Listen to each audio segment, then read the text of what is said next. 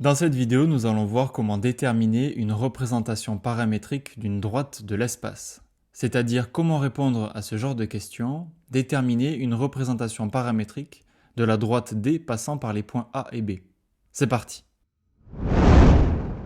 La méthode est la suivante. Pour déterminer notre représentation paramétrique, on va avoir besoin d'un point de la droite et d'un vecteur directeur.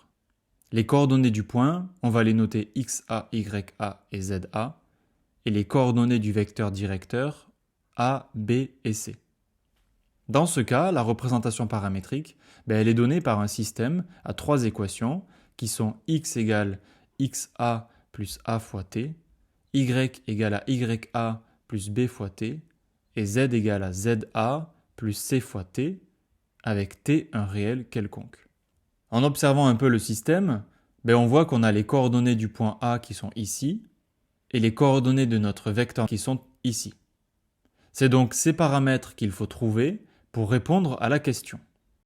Alors il y a une chose à savoir, c'est qu'une droite, elle admet une infinité de représentations paramétriques. Et oui, si tu utilises un autre point de la droite ou un autre vecteur directeur, ça te donnera une nouvelle représentation paramétrique.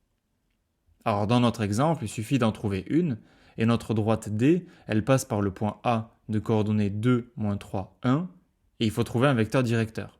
Comme la droite, elle passe par les points A et B, du coup on va prendre comme vecteur directeur le vecteur AB. On calcule alors ses coordonnées. Alors je ne détaille pas le calcul dans cette vidéo, tu vas le faire tout seul comme un grand. On trouve comme coordonnées -3, 4 et 2.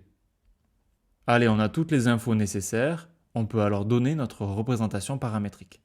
X est égal à la première coordonnée du point A plus la première coordonnée du vecteur AB fois t, c'est-à-dire x égale à 2 moins 3t. Pour y, on fait pareil avec les deuxièmes coordonnées. On a donc y égale à moins 3 plus 4 fois t. Et enfin z, avec les troisièmes coordonnées, z est égal à 1 plus 2t. Alors n'oublie pas de rajouter que t est un réel quelconque pour compléter la représentation paramétrique. Oubliez ça, c'est gravissime.